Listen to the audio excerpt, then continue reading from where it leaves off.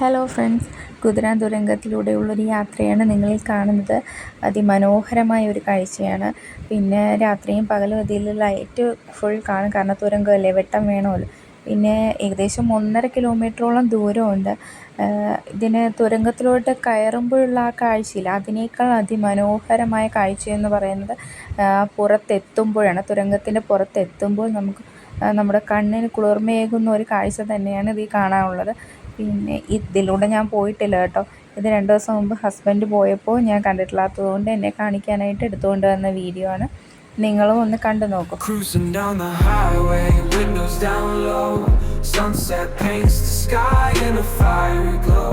Mountains rise up, touching clouds above.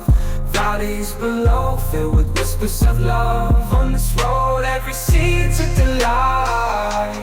From sunrise to starlight day.